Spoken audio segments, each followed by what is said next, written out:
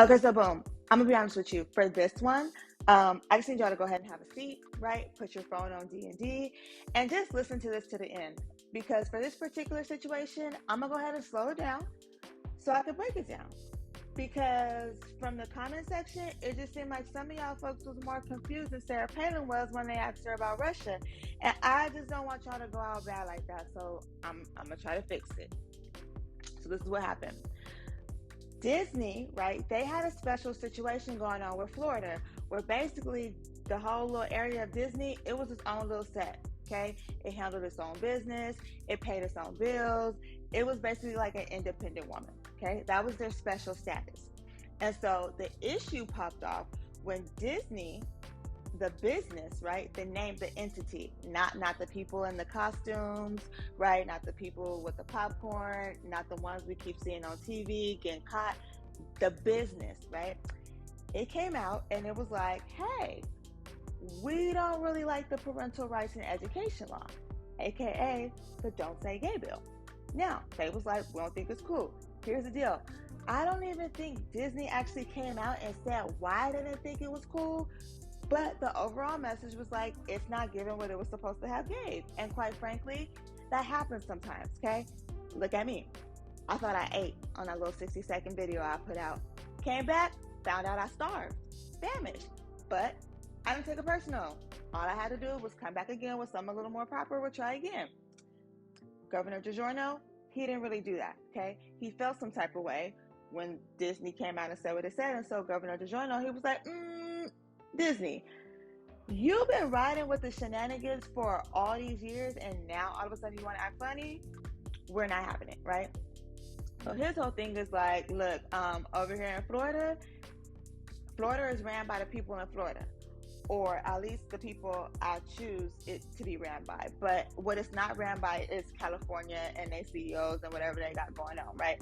My whole thing is this. Last I checked, correct me if I'm wrong, isn't California like low-key the free speech capital of the world? Because like ain't Twitter still here? Kind of, something like that. No, I'm not even gonna go there. So this is the deal. Beyond that, right? The Republicans, GOP oppressors, whatever y'all want to call them, they are so pro-Constitution. They're so pro-Constitution, right? So pro-First Amendment, all that kind of stuff. Cool. They the main ones out here telling people what they can say, what they can't say, what they can read, what they can't read, what they can wear. Like, Florida, why y'all free speech ain't free?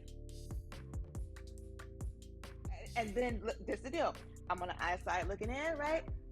But from my perspective, it's just sounding real expensive because, as I say this, by snatching Disney's edges the way they did, right? The people who live in the community next to Disney, Disney's neighbors, they're going to have to pay extra on their property taxes to cover the debt that Disney has. Yeah, so let me explain so we can make it make sense. Here we go. When Disney had their little situation popping off the way the situation was popping off, right?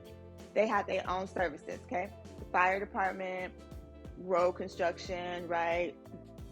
Building, zoning, however they wanted to get down, they could get down.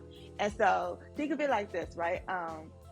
Think of those people who decorate their homes, right, every Christmas with like Picasso style Christmas lights. And then the folks who on the 4th of July, they have them little lavish like Disneyland style fireworks shows.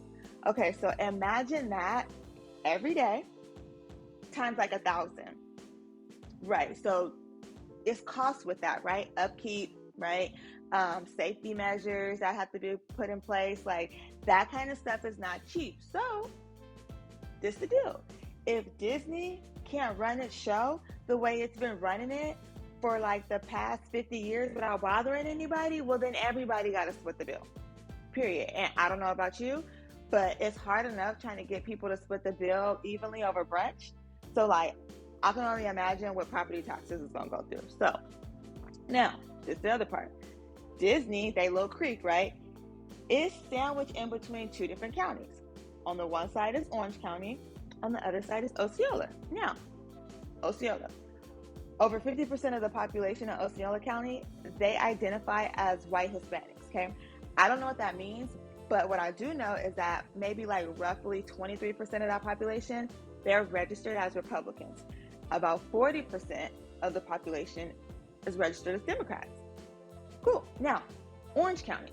Let's go to Orange County. Now, the gap, it wasn't that wide, but long story short, the Democrats still had the Republicans beat. Okay? So now, think about the situation like this. Imagine you go out to eat with your friends, right? You're at the restaurant, it's popping, it's jumping, it's like parties everywhere, right? Like your table, you got like 5 people, okay? Table 3, they got like 7 guests at their table. Then you got table 2 over here, they got like 100 people, right? Everybody's showing out, they doing their thing. Well, the manager of the restaurant, the manager comes out and the manager is like, table 2, you getting on my nerves, so this is what we're gonna do. Tables 2, 3, and 5, y'all just split the bill. Okay, so that's put it together. And they didn't have no say in that, right? Like they just backdoor did it. But here's the other part. Now, them having to share tax responsibility, the 2 counties and Disney or whatever, it may not be all bad, right? Because I guess it's kind of like a situation like when you ask your sister if you could claim one of her kids on your taxes. Yeah, because if Disney were to get a tax refund, right, well then the county would get a check too. However, the other part about it is that like the Disney employees, they're no longer just Disney employees. Like now they're going to be county employees, if I'm not mistaken. And I don't know if you ever worked for the county before, but the county be countying. It get real county in the county. Okay. Now, the bill. Let's get to the bill. So the parent bill, right? Because I don't have time for that tonight. I read the entire thing. I read the entire bill. Okay, it's like 7 pages. It's a little hard on the eyes. Found out it's actually been rejected like quite a few times, quite a bit.